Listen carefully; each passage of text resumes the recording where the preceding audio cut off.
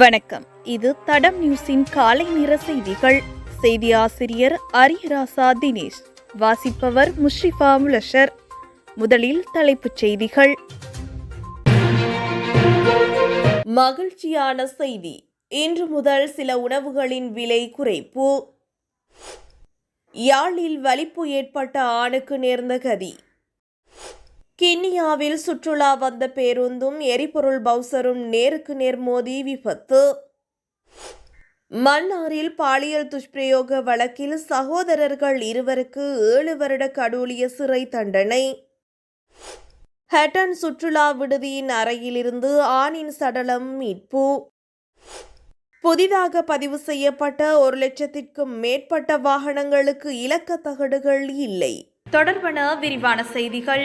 பல உணவுப் பொருட்களின் விலைகளை குறைக்க நடவடிக்கை எடுக்கப்பட்டுள்ளதாக அகில இலங்கை சிற்றுண்டிச்சாலைகள் மற்றும் உணவக உரிமையாளர்கள் சங்கம் தெரிவித்துள்ளது. அந்த வகையில் ஃப்ரைட் ரைஸ், கொத்து ரொட்டி, பிரியாணி மற்றும் முட்டை ரொட்டி ஆகிய உணவுகளின் விலைகள் 25 ரூபாவால் குறைக்கப்பட்டுள்ளது. குறித்த விடயத்தை அகில இலங்கை சிற்றுண்டிச்சாலைகள் மற்றும் உணவக உரிமையாளர்கள் சங்கத்தின் தலைவர் ஹர்ஷன ருக்ஷான் தெரிவித்துள்ளார். அத்தோடு அனைத்து வகையான சிற்றுண்டி உணவுகளின் விலைகளும் 10 ரூபாவால் குறைக்கப்படும் என அவர் குறிப்பிட்டுள்ளார்.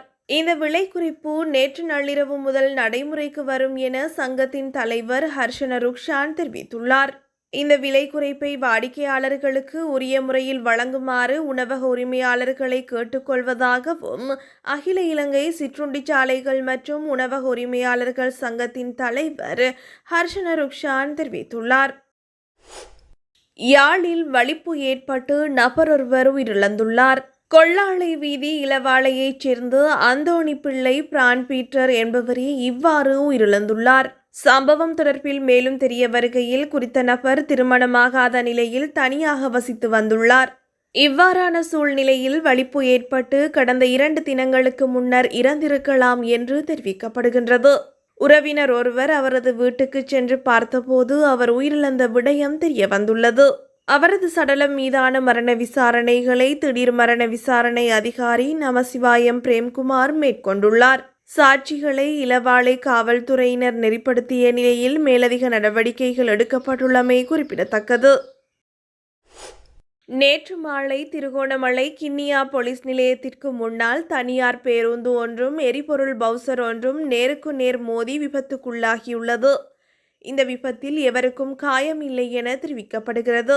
மழையுடனான வானிலை நிலவும் சந்தர்ப்பத்தில் இவ்விபத்து சம்பவித்துள்ளது.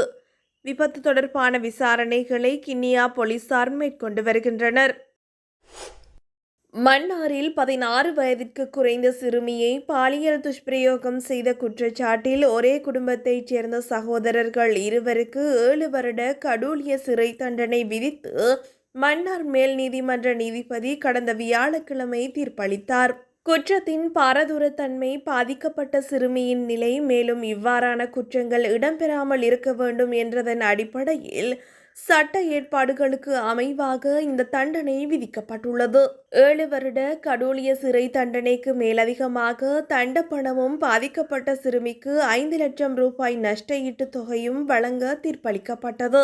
இதில் சகோதரர் குறித்த வயது குறைந்த சிறுமியை பாலியல் துஷ்பிரயோகம் செய்ய உதவி புரிந்தமைக்காக 2ஆம் எதிரிக்கு அதே தண்டனை, அதாவது 7 ஆண்டு கடூழிய சிறை தண்டனை விதிக்கப்பட்டது குறிப்பிடத்தக்கது.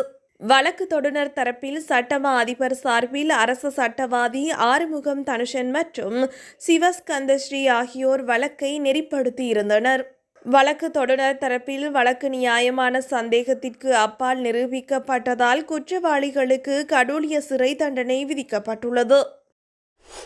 ஹட்டன் கொட்டகள்ளை கொமர்ஷியல் பகுதியில் உள்ள சுற்றுலா விடுதியின் அறையிலிருந்து ஆண் ஒருவர் சடலமாக மீட்கப்பட்டுள்ளதாக திம்புள்ளை பத்தனை போலீசார் தெரிவித்துள்ளனர்.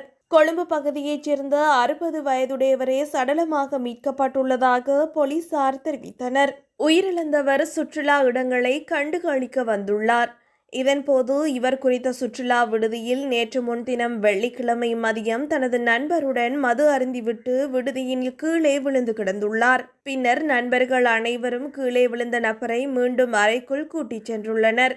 எனினும் நேற்று சனிக்கிழமை காலை குறித்த நபர் வெளியில் வரவில்லை என்பதால் விடுதி ஊழியர் ஒருவர் இது குறித்து திம்புள்ளை பத்தனை போலீசாருக்கு அறிவித்துள்ளனர். பின்னர் போலீசார் மேற்படி விடுதிக்கு சென்று அறையை சோதனையிட்டதில் சடலத்தை கண்டுள்ளனர். உயிரிழந்தவரின் சடலம் தொடர்பான நீதவான் விசாரணை நேற்று மதியம் நடைபெற்றதோடு சடலத்தை ஹட்டன் டிக்கோயா ஆதார வைத்தியசாலையில் சட்ட வைத்திய அதிகாரியிடம் அனுப்பி வைக்குமாறு நீதவான் உத்தரவிட்டுள்ளார். அதனை அடுத்து போலீசார் சடலத்தை டிக்கோயா ஆதார வைத்தியசாலைக்கு அனுப்பி வைத்துள்ளனர். பிரேத பரிசோதனைகளின் பின் மேலதிக விசாரணைகள் இடம்பெறும் என திம்புள்ளை பத்தனை போலீசார் தெரிவித்தனர். மோட்டார் போக்குவரத்து திணைக்களத்தால் புதிதாக பதிவு செய்யப்பட்ட 1,00,000க்கும் மேற்பட்ட வாகனங்களுக்கு இலக்க தகடுகள் இல்லை என மோட்டார் போக்குவரத்து திணைக்களம் தெரிவித்துள்ளது. 6 மாதங்களாக வாகன இலக்க தகடு அச்சிடுதல் நிறுத்தப்பட்டுள்ளதால் பதிவு செய்யப்பட்ட வாகனங்களில் 1,00,000க்கும் மேற்பட்ட வாகனங்கள் இலக்க தகடுகளை பெறவில்லை என மோட்டார் போக்குவரத்து திணைக்களம் தெரிவித்துள்ளது. பதிவு செய்யப்பட்ட வாகனங்களில் அதிக எண்ணிக்கையிலானவை மோட்டார் சைக்கிள்களாகும்.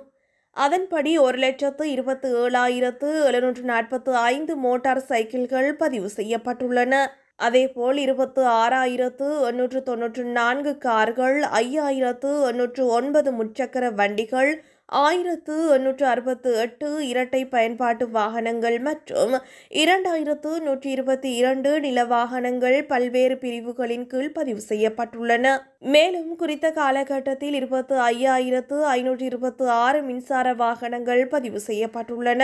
அவற்றில் 3,222 மின்சார கார்கள், 5 வேன்கள், 155 முச்சக்கர வாகனங்கள் மற்றும் 22,133 மோட்டார் சைக்கிள்கள் இருப்பதாகவும் தெரிவிக்கப்பட்டுள்ளது. இருப்பினும் இலக்க தகடுகள் அச்சிடும் பணி நிறுத்தப்பட்டதால் வாகன இலக்க தகடுகள் தயாரிக்கும் வணிகங்களின் கட்டணங்களும் அதிகரித்துள்ளதாக தெரிவிக்கப்படுகிறது. இலக்க தகடுகளை அச்சிடும் பணி ஏலத்தின் மூலம் ஒரு தனியார் நிறுவனத்திற்கு வழங்கப்படவுள்ளதாகவும் மேலும் தெரிவிக்கப்படுகிறது. இதுபோன்ற செய்திகளை தெரிந்து கொள்ள தடம் நியூஸ் சேனலை சப்ஸ்கிரைப் செய்து அருகிலுள்ள பெல் பட்டனை கிளிக் செய்யுங்கள். மேலும் இது போன்ற செய்திகளை உடனுக்குடன் தெரிந்து கொள்ள தடம் fm.com என்ற இணையதளத்தின் வாயிலாகவும் எங்களுடன் இணைந்து கொள்ளுங்கள்.